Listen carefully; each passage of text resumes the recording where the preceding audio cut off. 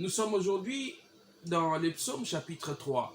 C'est notre passage de base, mais ce récit, si vous voulez le lire dans son entièreté, voir et comprendre comment Absalom avait comploté ou conspiré contre son père David, vous pouvez trouver cela dans le deuxième livre de Samuel au chapitre 15. 2 Samuel chapitre 15, si vous commencez à partir du 13e verset, vous descendez, vous allez voir comment on est venu apprendre à David que son fils Salomon, disons Absalom, était en train de comploter contre lui et comment David est parti, comment il a souffert en partant, comment il pleurait avec ses hommes quand il a quitté le pays, comment le sacrificateur qui l'avait suivi à un moment donné avec l'arche, il a dit au sacrificateur, non, tu dois rentrer dans la ville, l'arche doit être dans la ville, si le Seigneur me fait grâce, je retrouverai l'arche. Donc c'est dans 2 Samuel chapitre 15, vous commencez à partir du 13e verset. Mais aujourd'hui nous lisons le psaume chapitre 3. Le psaume chapitre 3, c'est-à-dire du 1er au 9e verset, donc tout le chapitre. J'ai lu au nom de Jésus-Christ. C'est donc un psaume de David à l'occasion de sa fuite devant Absalom, son fils. Ô Éternel, que mes ennemis sont nombreux, quelle multitude s'élève contre moi. Combien disent à mon sujet, plus de salut pour lui auprès des dieux. Mais toi, ô Éternel, tu es mon bouclier, tu es ma force et tu relèves ma tête. De ma voix, j'écris à l'Éternel et il me répond de sa montagne sainte. Je me couche et je m'endors. Je me réveille car l'Éternel est mon soutien. Je ne crains pas les myriades de peuples qui m'assiègent de toutes parts. Évidemment, Absalom avait soulevé une bonne partie du peuple contre son père David. Verset 8. Lève-toi, Éternel, sauve-moi, mon Dieu. Oh oui, le salut ne vient que de l'Éternel. Car tu frappes à la joue tous mes ennemis. Tu brises les dents des méchants. Verset 9. Le salut est auprès de l'Éternel. Que ta bénédiction soit sur ton peuple. Alléluia. Une minorité majoritaire. Une minorité majoritaire, tel est le thème de la série que nous avons commencé depuis plusieurs jours. Et aujourd'hui, le sous-thème que nous avons choisi de prendre, c'est « Tu es ma gloire et tu relèves ma tête. Tu es ma gloire et tu relèves ma tête. » Yonde ozali nkembo nangai pe ozali kotombola moto nangai. On a vu la dernière fois ici comment David, quand Mouananaye Absalom a comploté contre Yé, David a kimimboka a kei musika, Mouananaye moko a botaki malingaki a boma lingi a salaye mabe. Mais David, il s'est rendu compte d'une chose que Nkolo azalaki na ye. Zemona, tangazolo ba yonde ozali bouclier nangai. Totalaki la dernière fois ici, Eli Korobani ni bouclier. Pourquoi David a utilisé qui image wana ya bouclier? David yemoko azalaki soldat, azalaki mobundi monene, ayebaki importance ya bouclier pendant bitumba. C'est quoi a comparer nzambe na bouclier. C'est une cause ba détail ya mate ya wana ezali disponible na page Facebook na biso au beti na Facebook Centre Évangélique Parousia. Okomona yango kuna to na chaîne YouTube na biso CEP Channel officiel. Et aujourd'hui, nous allons encore nous appesantir sur le verset 4. Le verset 4 de ce psaume qui dit « Mais toi, ô Éternel, tu es mon bouclier, tu es ma gloire et tu relèves ma tête. » David, quand il partait en courant, en fouillant devant son fils Absalom, il était comme quelqu'un qui avait la tête baissée. Oui, David il partait comme quelqu'un qui avait la tête baissée. Pourquoi David avait-il la tête baissée? David a réalisé et il s'est dit, mais tout ce qui est en train de m'arriver aujourd'hui, est-ce parce que j'ai péché? Est-ce parce que je n'ai pas été un père digne? devant mes enfants. Des questions ont traversé la tête de David. Lisez 2 Samuel chapitre 15. 2 Samuel chapitre 15, vous allez voir là comment David il pleurait en partant. Il a versé des larmes, beaucoup, en grande quantité, la tête baissée. Est-ce parce que j'ai péché? Donc, la culpabilité à un moment donné a rongé David. La culpabilité a envahi le cœur de David. Quand vous regardez la vie du roi David, David n'était pas un roi parfait. Non, il n'était pas un roi parfait, il n'était même pas un père parfait. En matière de paternité, dans le rôle du père, David n'était pas un bon modèle. Quand vous regardez comment lui-même, il avait eu beaucoup de femmes, beaucoup de concubines. Il a fait des enfants par-ci, par-là, avec beaucoup de femmes. Et vous verrez même que c'est lui qui a succédé au trône, c'est lui qui est monté au trône après David. Ce n'était pas son fils aîné. Non, ce n'était pas son fils aîné. C'était Salomon. Et vous savez comment Salomon est venu au monde. David, qui par ruse avait pris la femme de Uri, un de ses serviteurs, un de ses soldats. D'ailleurs, Salomon n'était pas le premier fruit de l'union de David et de Bathsheba. Le premier enfant est décédé. Oui, la colère de l'Éternel s'est abattue et cet enfant est décédé. Et c'est Salomon qui a survécu. Uri, le père, disons le mari de Bathsheba, est mort. Donc David, il n'était pas un modèle. Comme père, il avait commis beaucoup d'erreurs. Oui, David avait commis beaucoup d'erreurs, beaucoup de péchés. Quand vous regardez sa vie. Donc c'est quelqu'un qui à un moment donné, pendant ces conflits qui a éclaté, dans sa propre maison, ce qu'on appellerait aujourd'hui, c'était une sorte de révolution du palais. Une révolution qui part de la maison du roi. Ce n'était pas un étranger qui est venu du dehors. Ce n'était pas un non-israélite qui est venu comploter contre David. C'était son propre fils, Absalom. Absalom a regardé son père. Toi, tu n'es pas digne de continuer à être un roi. D'ailleurs, regarde tout ce qui se passe dans notre famille. Si vous regardez, parmi les enfants de David, vous verrez à un moment donné leur sœur, Tamar, je crois, c'était ça son nom, si je ne m'abuse. Tamar, violée par qui? Par son propre frère. Je crois qu'il s'appelait Amnon, son abosalité. Tamar était une très belle fille. Mais son frère a couché avec Tamar. Vous imaginez l'inceste. L'inceste. Bien que les deux n'avaient pas la même mère, n'avaient pas la même maman, mais ils avaient un seul père, David.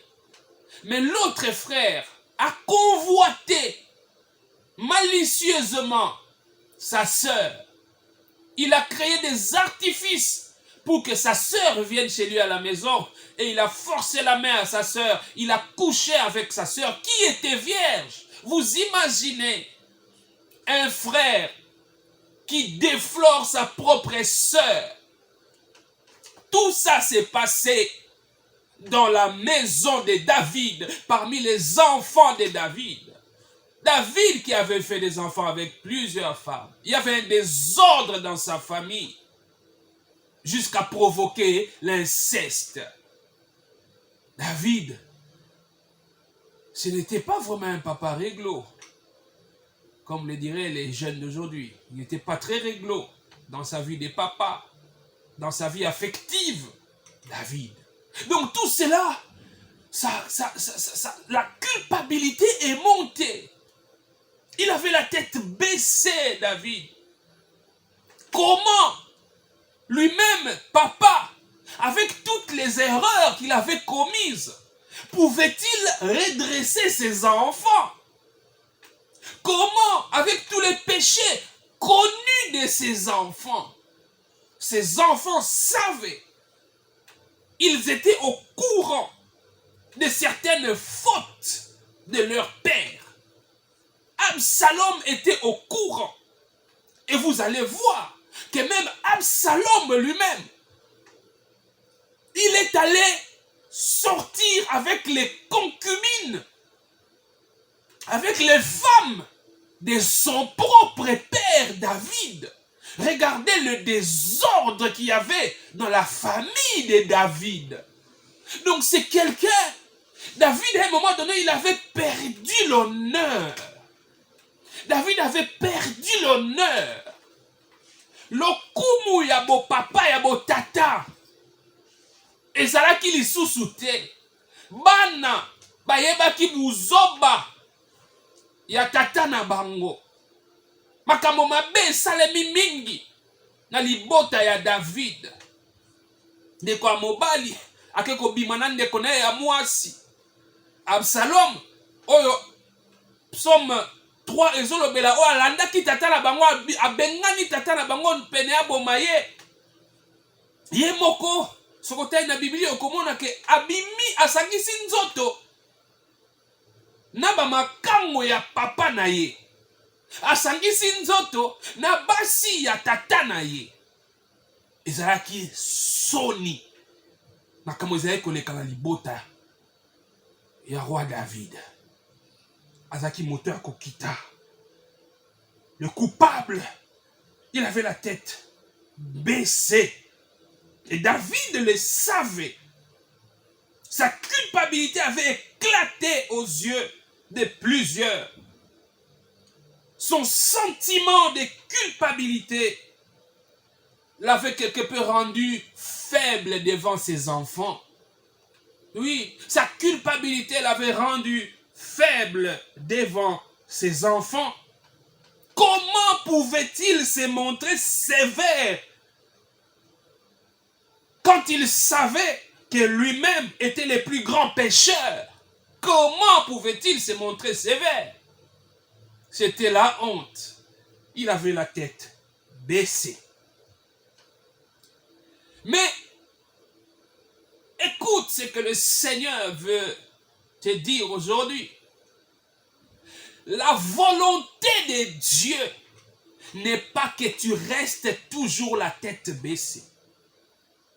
Dans les plans de Dieu, il ne veut pas que la honte continue à te couvrir. Oui, tu as commis des erreurs. Oui, tu as péché. Mais le Seigneur ne veut pas que tu restes la tête baissée.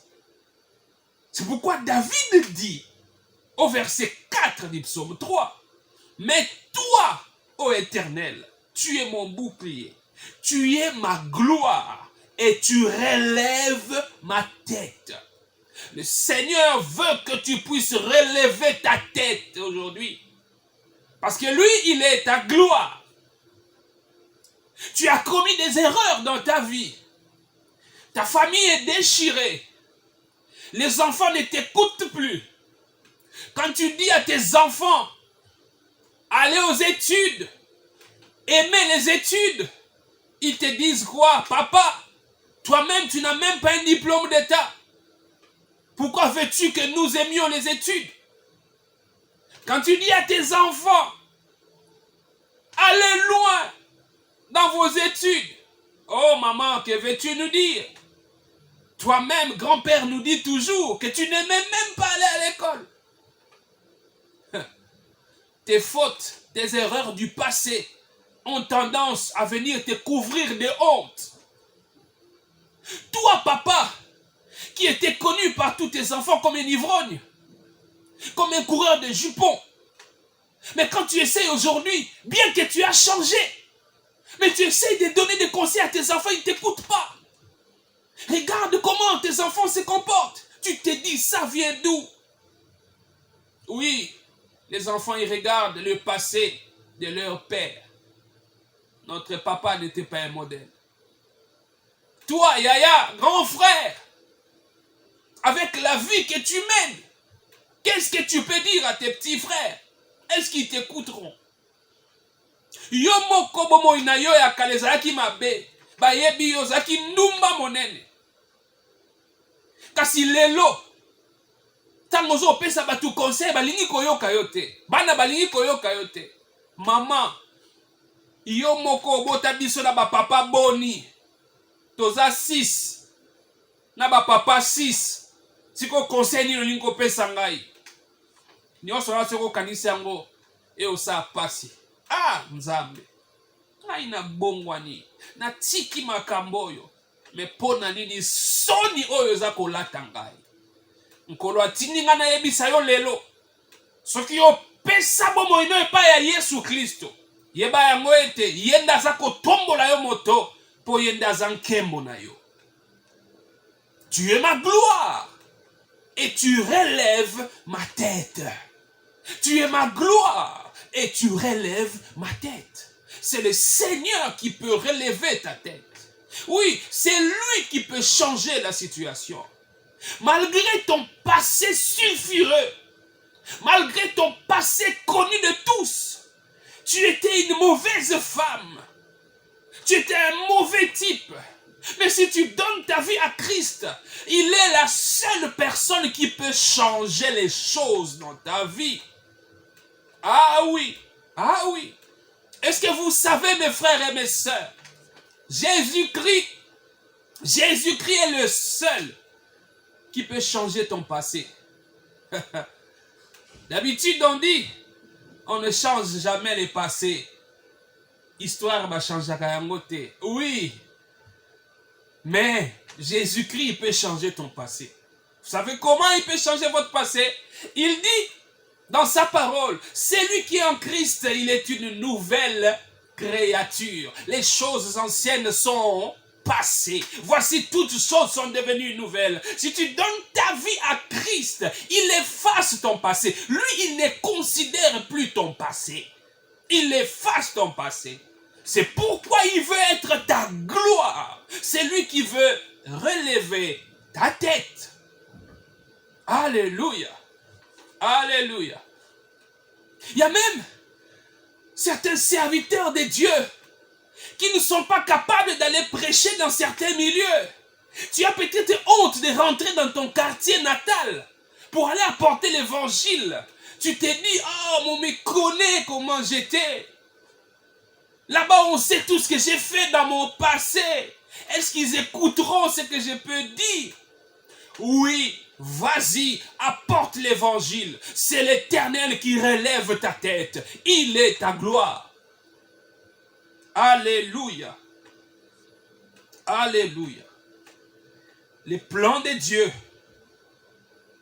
c'est que tu puisses relever la tête. C'est lui qui relève ta tête. C'est lui qui enlève la confusion. Oui, c'est lui qui enlève la confusion dans ta vie. Malgré ton passé, malgré le mal que tu as fait, malgré les péchés que tu as commis, lui, il te pardonne et il relève ta tête. Ne laisse pas la culpabilité te ronger. Oui, lobi na zaki mwasi andumba. Oui, lobi na sopa bazemi. Oui, boyebi nga na balabala o nyoso. Boyebi ke mibali nyoso ya balabala pe ya quartier o bayebi nzoto na ngai. Oui, ngai ne nazalaki kosala yango. Kasi lelo na komi ekelamu ya sika. Kotika te soni wana elata yo. Yamana nkolo apesi yo nkembo. Yenda aza nkembo na yo. Parce que alingi te soni wana elata yo, tombola moto na yo, lokola ekelamu ya sika. Quand il dit, tu es ma gloire, tu es ma gloire. C'est en contraste donc avec la honte qu'il méritait. David méritait la honte. Oui, je l'ai décrit ici. Sa vie n'était pas toujours correcte. La vie de David, regardez sa vie de famille, sa vie affective n'était pas toujours correcte. Il a subi même les conséquences de tous les mal qu'il avait commis. Certains comportements bizarres qu'il avait, ça s'est même reproduit dans ses enfants. Vous voyez? Donc David, il ne méritait pas la gloire, il méritait la honte. Mais le Seigneur, le Dieu des grâces, le Dieu des grâces dont je vous parle aujourd'hui, c'est lui-là qui relève la tête. Il peut relever ta tête parce qu'il peut être ta gloire. Je dis, il peut être ta gloire. La gloire ici, gloire veut dire poids. Oui, étymologiquement, gloire veut dire poids, kilo. Et là, que pesé. Si vous avez un bâtiment sous, comment léger. Oui, des personnes légères à cause du mal. Vino est comment légère. Pour le makambo à mabé. Il dit que le bozara sous na valeur te. Mutu apesaka o sous le coup muté.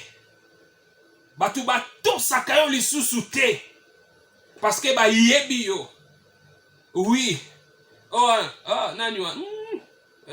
Kolanda bote wana. Kolanda te omona ka mwasi ozomona ya lati bongo ozomona ba forme wana eloko eza sute na nzoto wana eloko ya sute. Peine perdue, comme le dit souvent un collègue, qui s'annonce le bunga. Eloko moko te ezaka wana tant bazotala. Rien.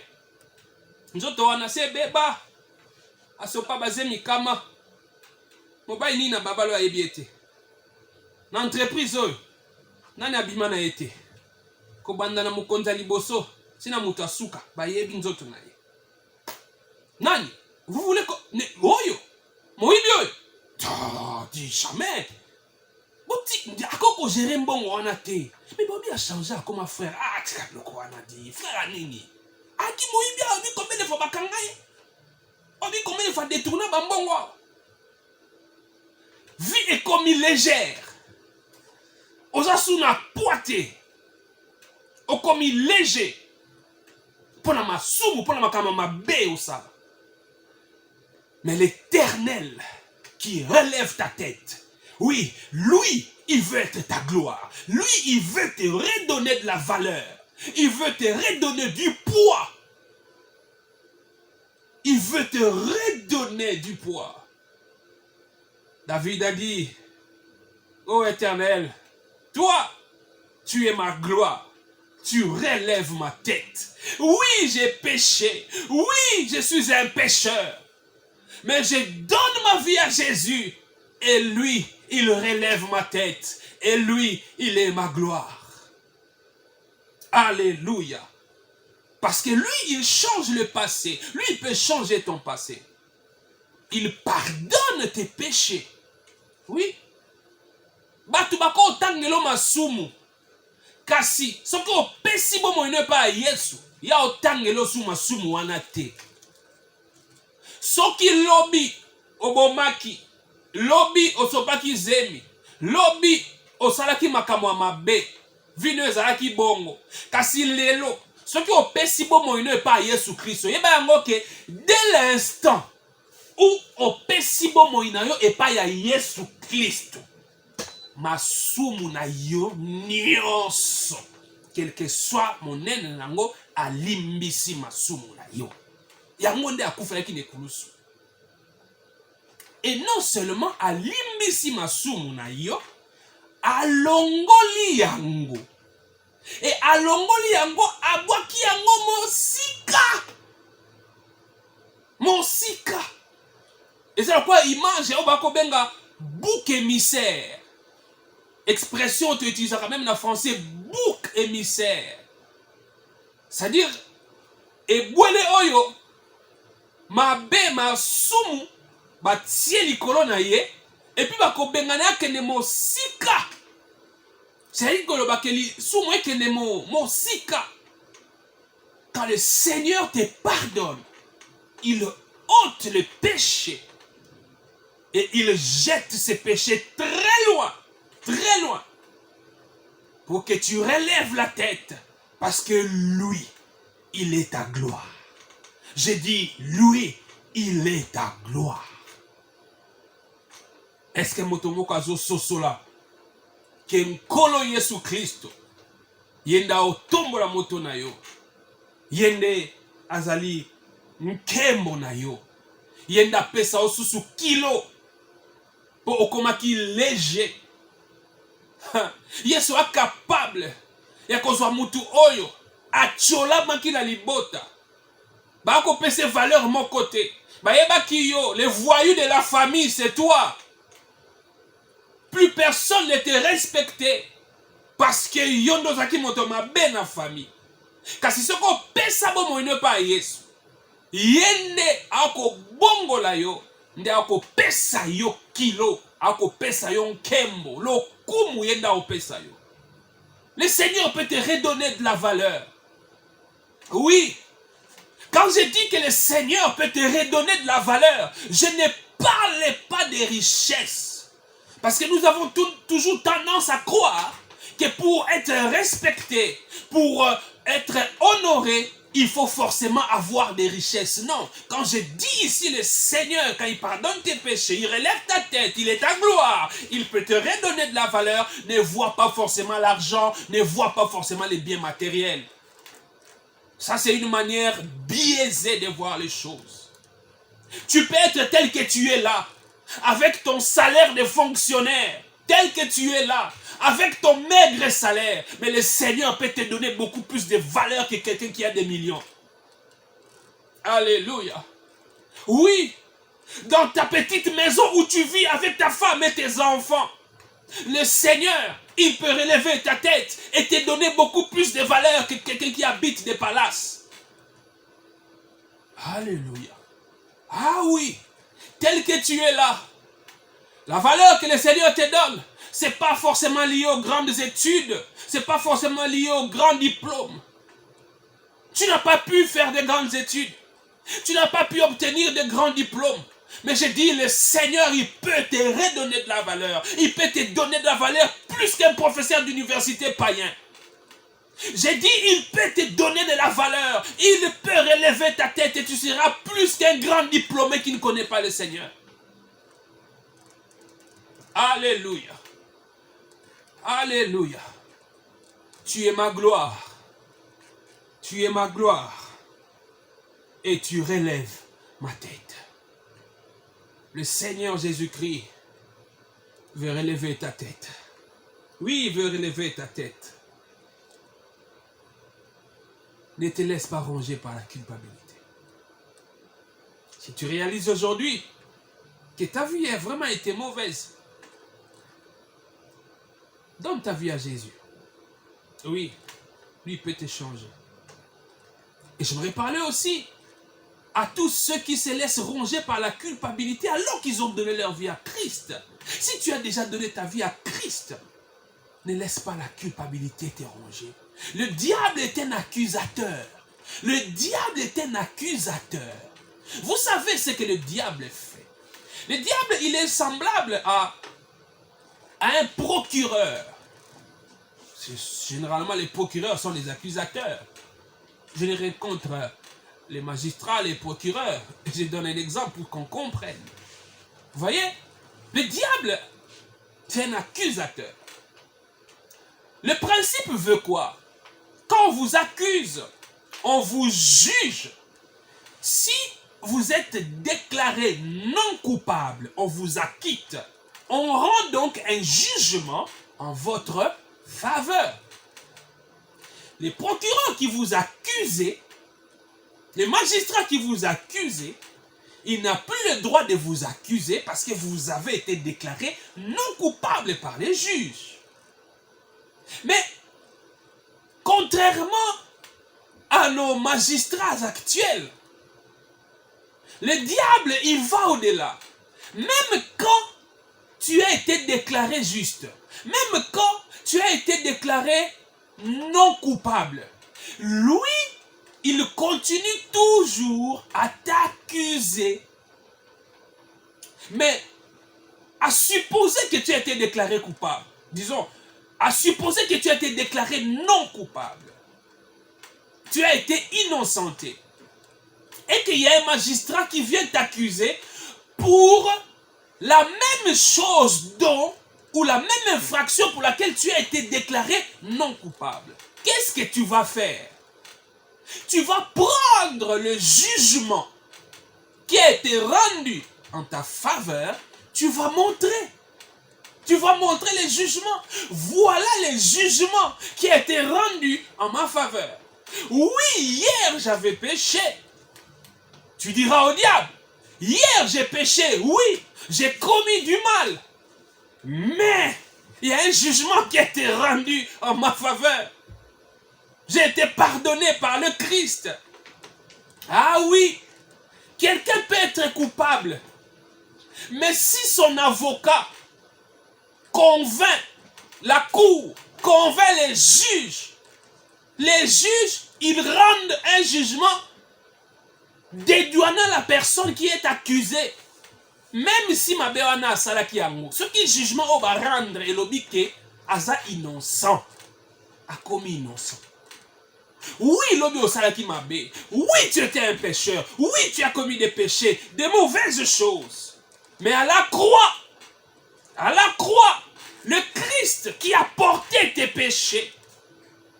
Oui, la culpabilité qui devait tomber sur toi, il a porté cela pour que tu sois innocenté, pour que tu sois rendu juste. Brandis ses jugements devant les diables. C'est lui qui a tendance à te culpabiliser. Montrez-lui la croix.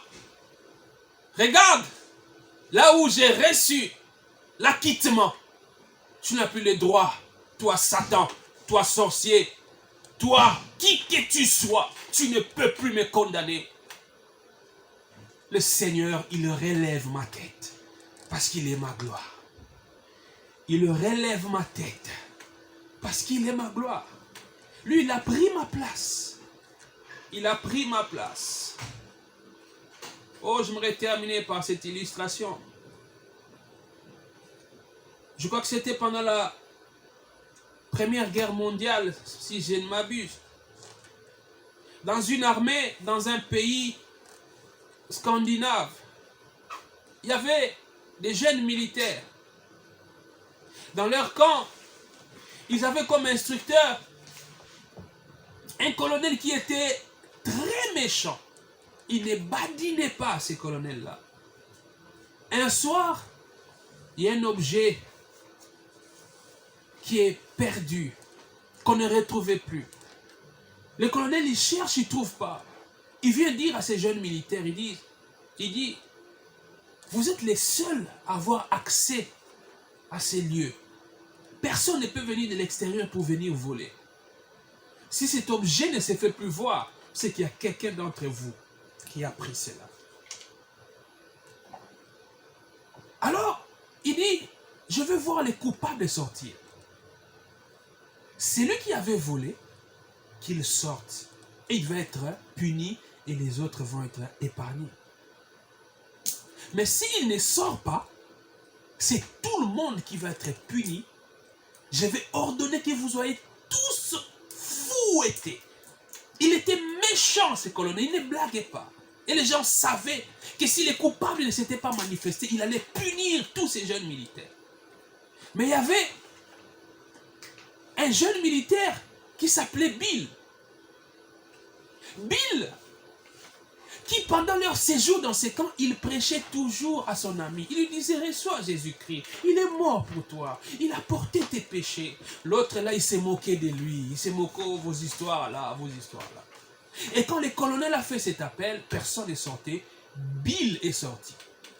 Bill qui était innocent, c'est pas lui qui avait commis le mal. Bill est sorti. Il a dit, mon colonel, vous pouvez me punir à la place des autres, comme s'il était coupable. Et le colonel a ordonné qu'on les frappe. Il était par terre, on les frappait au dos. On a frappé Bill, on a frappé Bill. Il pleurait, mais il est resté au sol, on l'a frappé. Et l'ami de Bill, à qui Bill prêchait toujours l'évangile, c'est lui en réalité qui avait volé l'objet que les colonels cherchaient. Il n'a pas pu supporter la douleur qu'on infligeait à Bill. Il est sorti, il dit, mon colonel, arrêtez de frapper Bill. C'est moi qui ai volé l'objet que vous cherchez. Mais Bill a dit, dans sa souffrance, il agonisait. Il a dit, mon colonel, laissez mon ami, j'ai déjà accepté de prendre sa place. Frappez-moi jusqu'à atteindre le nombre de coups que vous avez ordonnés. Et on a continué, on a frappé Bill, on l'a frappé. Jusqu'à les rendre même inaptes. Il ne pouvait plus continuer à être militaire parce que les coups étaient sévères. Et après, son ami vient lui dire, mais pourquoi tu as fait ça? C'est moi qui méritais, c'est moi qui avais volé. Il lui dit, je t'ai toujours dit que Jésus-Christ avait pris notre place. Je t'ai toujours dit que Jésus-Christ est mort à la croix. La souffrance que Jésus a vécue, c'est nous qui devrions subir cela. Mais il a pris notre place. Je n'avais pas d'autre moyen de te montrer que Jésus-Christ avait pris ta place qu'en faisant cela. Et ce jour-là, l'ami voleur s'est converti. Il a donné sa vie à Jésus. Bien-aimé dans le Seigneur, pourquoi tu te laisses ronger? Ne te laisse plus ronger. Il relève ta tête, il est ta gloire. Jésus-Christ avait pris ta place. Oui, quel que soit le mal que tu as commis, si tu lui donnes ta vie, tu lui donnes ta vie, sache-le bien qu'il relèvera ta tête. Prions le Seigneur. Oh Seigneur, merci. Merci pour cette parole que tu nous donnes aujourd'hui. J'ai prié pour ma soeur et mon frère qui sont à l'écoute. Seigneur, tu es mort à la croix pour elle. Tu es mort à la croix pour lui. Mon Dieu, regarde la honte qui couvre ma soeur. Regarde la honte qui couvre mon frère. Mais toi, tu as porté sa honte. Et aujourd'hui, tu veux être sa gloire. Tu veux relever sa tête. Mon Dieu, mon bien-aimé qui a pris la décision de venir à toi. Oh Jésus, tu ne rejettes personne qui vient à toi. Reçois-le. Merci. Merci de le sauver. Merci de relever sa tête. Merci parce que tu es sa gloire. Oh, en ton nom Jésus-Christ, j'ai ainsi prié. Amen. Amen, amen.